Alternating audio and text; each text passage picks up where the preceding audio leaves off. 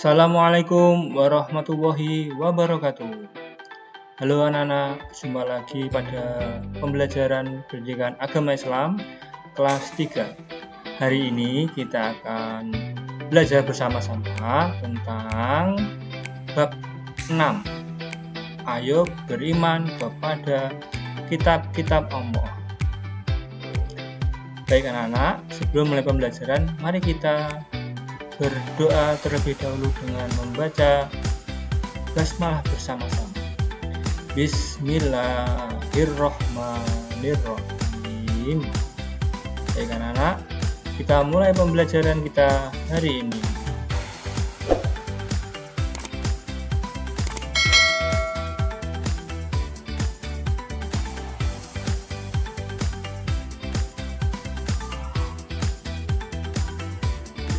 Pada pembelajaran hari ini, kita akan belajar tentang menjelaskan arti iman kepada Allah.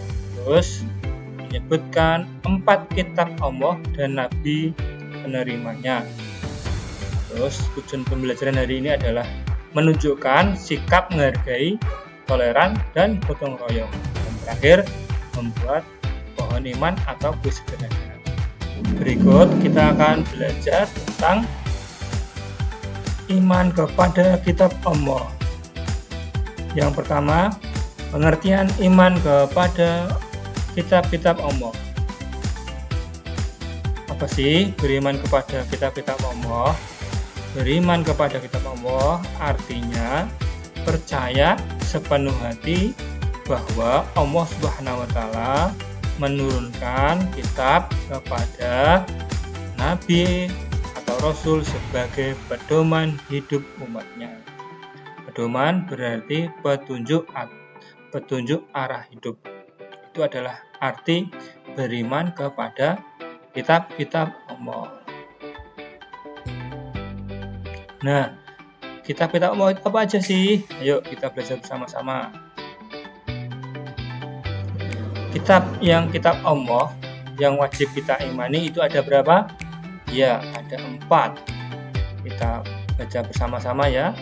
Yang pertama adalah kitab Taurat. Kitab Taurat itu diturunkan kepada Nabi Musa alaihi salam. Yang kedua adalah kitab apa? Zabur ya. Kitab Zabur diturunkan kepada Nabi Daud alaihi salam. Yang ketiga adalah kitab apa? Injil. Ya, kitab Injil diturunkan untuk Nabi Isa alaihi salam. Dan yang terakhir, kitab kita semua yakni adalah Al-Qur'an. Diturunkan untuk Nabi Muhammad.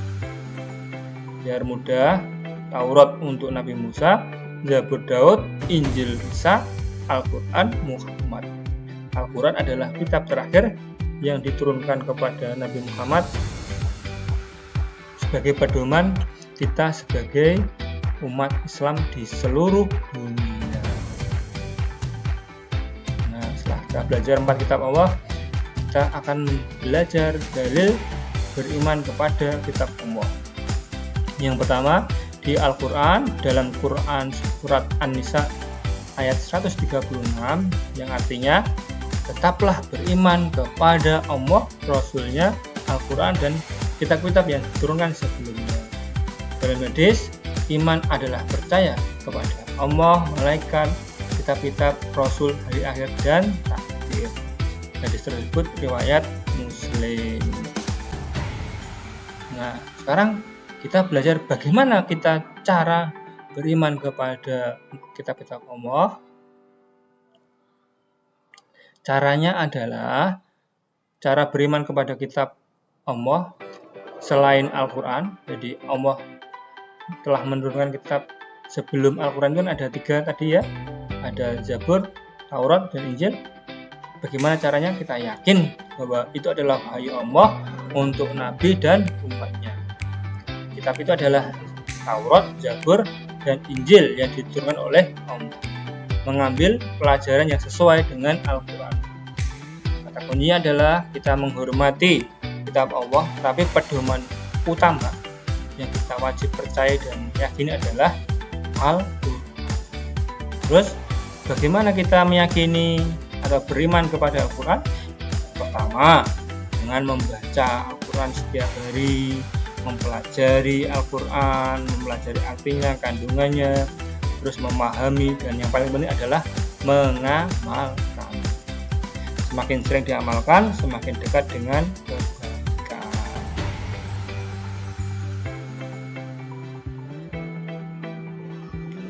Selanjutnya, kita akan belajar ciri dan manfaat beriman kepada kitab Allah. Yang pertama adalah ciri-ciri anak yang beriman kepada kitab Allah. Yang pertama adalah berpedoman pada ajaran kitab suci. Jadi semua perilakunya itu berdasarkan dari ayat kitab suci atau Al-Quran. Menjalankan perintah Allah. Jadi Allah itu menyampaikan perintahnya lewat atau di dalam Al-Quran itu ada perintah-perintah yang kita jalankan. Menjauhi larangannya, sama juga dengan perintah. Larangan itu juga ada di dalam Al-Quran. Kita harus menjauhi semua larangan yang ada di dalam Al-Quran. Optimis dan semangat belajar, menghargai perbedaan, dan yang terakhir adalah suka gotong royong.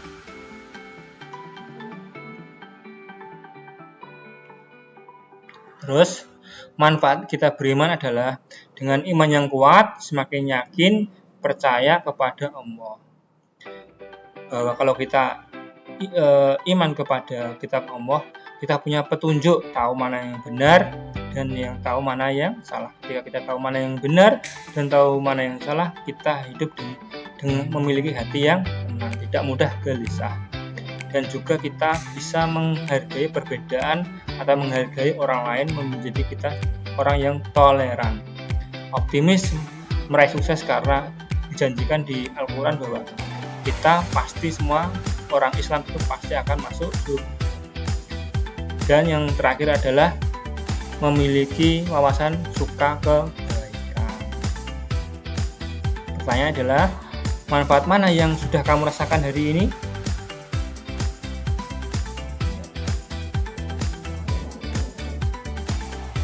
Nah, terakhir adalah akibat bila tidak menghayati atau tidak mengimani kitab-kitab Allah. Yang pertama, kalau orang itu tidak mau percaya dengan adanya kitab Allah, itu bingung menentukan jalan hidup karena tidak punya pedoman. Mudah pesimis dan gelisah karena tidak ada pedomannya. Hidupnya tidak tentu arah dan akhirnya hidupnya gelisah, pesimis dalam menjalani kehidupan. Sulit menghargai perbedaan, dan yang terakhir kurang semangat berbuat baik karena tidak ada motivasi yang jelas dalam menjalani kehidupan. Makanya kita harus sering dekat dengan Al-Quran dengan cara apa? Dengan cara belajar membaca, memahami, dan belajar mengamalkan semua yang ada di Al-Quran. Terus sikap kita bila ada perbedaan, karena kita tahu bahwa di Indonesia itu banyak agama, banyak suku, dan banyak budaya, kita tidak boleh mengejek agama orang lain. Perbedaan itu sudah hal biasa. Berteman dengan teman baik, ya. Artian sama teman kita harus saling berbuat baik. Perbedaan agama, suku tidak menjadikan kita jahat atau membeda-bedakan teman, ya. Yang terakhir adalah gotong royong dalam kebaikan. Selalu bekerja sama dalam hal kebaikan. Nah, sekarang ayo kita nyanyi bersama. Nadanya balonku ada 5. Bisa ya? Balonku ada 5, ya. Liriknya kita ganti dengan kitab Allah, ya. Kita nyanyi bersama-sama ya. Kitab Allah ada 4, ayolah kita ingat-ingat. Injil, Zabur, Taurat, Al-Quranku yang hebat. Taurat Nabi Musa, Daud dengan Zaburnya. Injil bagi Nabi Isa, Al-Quran pedoman kita. Ya. Bisa? Ya, nanti dipraktekkan ya. Nah, sekarang kita coba ayo belajar bareng-bareng. Kita coba diisi, coba. Jadi ada kelompok sebelah kiri dan sebelah kanan. Sebelah kiri adalah nama-nama kitab, sebelah kanan adalah nama-nama rasul atau nabi. Nah, kira-kira sebelah kiri Zabur itu, ya, Taurat itu untuk nabi siapa? Ya, Taurat Nabi Musa. Benar. Kalau Zabur Daud. Kalau Injil Nabi Isa. Al-Quran Nabi Muhammad. Baik anak-anak, pembelajaran kita hari ini sudah selesai. Kita tutup bersama dengan bacaan hamdalah.